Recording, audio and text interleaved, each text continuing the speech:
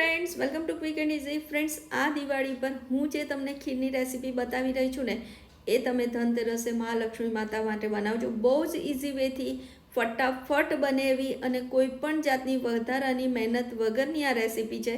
તો તમે આ રેસીપી ચોક્કસથી ટ્રાય કરજો અને એકદમ ઘાટીને સરસ ખીર તમારી ફક્ત 15 મિનિટમાં રેડી થઈ જશે. એના માટે તમારે ચોખા લેવાના છે, એક નાનો કપ, એટલે કે તમારે 4 ટેબલ સ્પૂન જેટલા, 50 થી 60 ગ્રામ. એને ધોઈ 3-4 વાર અને પછી એને અડધો કલાક તમે પલાળીને સાઈડ ઉપર રાખો. ચોખા સાઈડ ઉપર રાખ્યા. હવે એક બીજી વાડકીમાં તમારે 6 કાજુ લેવાના છે. આ 1 લીટર દૂધનું માપ છે. એમાં થોડુંક દૂધ ઉમેરી હસેકું અને એને પણ પલળવા માટે સાઈડ ઉપર રાખો. હવે કાજુ સૌથી પહેલાં પલળી જાય ને એટલે એને થોડા આવી રીતે સમારી અને તમારે એની ફાઇન પેસ્ટ બનાવી દેવાની છે. પણ આ કાજુ જે પેસ્ટ કરો ને એની સાથે તમારે 2 ટેબલ સ્પૂન આપણી ઘરની જે મલાઈ હોય ને એ પણ સાથે ઉમેરી દેવાની અને બધું બરાબર મિક્સ કરી અને એને કાઢી લો. હવે સેમ જારમાં જે આપણે અડધો કપ ચોખા ધોઈને પલાળીને રાખ્યા હતા ને, ફક્ત એક જ પલ્સ મોડ કરવાનું છે. બીજી વાર તમારે ફેરવવાનું નથી અને આવા અધકચરા કરવાના. હવે એક કુકર જાડા બોટમવાળું લેવાનું છે, બહુ પાતળું નહીં તો ચોંટી જશે. પછી એ કુકરમાં તમારે ઘી ઉમેરવાનું છે, લગભગ 2 ચમચી જેટલું. અને ઘી ઉમેરી અને ઘી થોડુંક ગરમ થાય ને એટલે જે ચોખાનું મિક્સર હતું ને, જે આપણે એકવાર પલ્સ મોડ ઉપર અધકચરા કર્યા હતા, એ બસ એને અંદર ઉમેરી દો અને 2-3 મિનિટ આવું હલાવો. તમને લાગે આ ચોંટશે? ના, 3-1 મિનિટમાં એકદમ સરસ. જો લચકો થઈ ગયો ને, હવે સહેજ પણ નીચે ચોંટે છે? નહીં ચોંટે.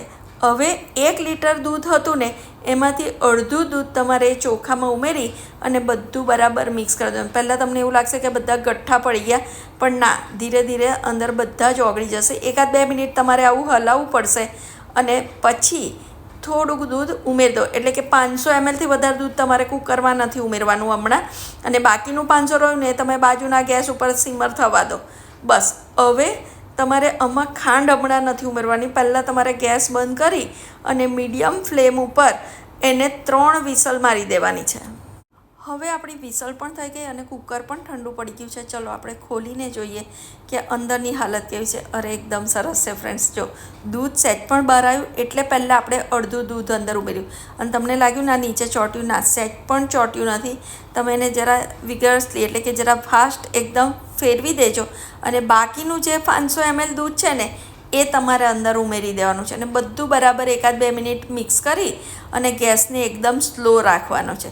હવે સ્લો ગેસ ઉપર એને થોડુંક ઉકળે 3-4 મિનિટ એટલે અંદર ખાંડ ઉમેરી દેવાની છે.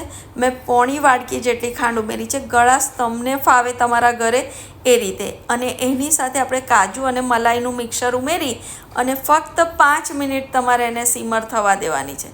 આ આખો પ્રોસેસ થતાં તમને લગભગ 15 મિનિટમાં એકદમ મસ્ત ખીર બનશે, કારણ કે 5 મિનિટ તમારે પ્રિપરેશનમાં પણ જોઈશે.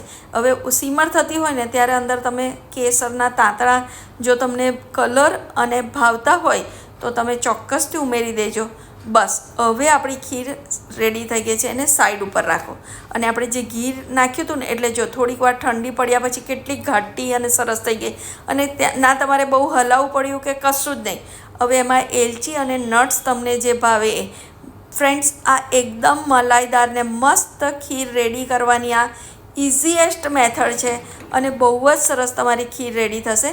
હવે એને ઠંડી કરવા માટે મેં આવી રીતે પાણીમાં મૂકી દીધી હતું. હવે જુઓ કેટલી ઘાટીને સરસ ખીર રેડી થઈ ગઈ છે. તો તમે પણ મારી રીતે એકવાર ચોક્કસથી આ ખીર ટ્રાય કરજો અને તમારા ફ્રેન્ડ સાથે શેર કરજો. Thank you.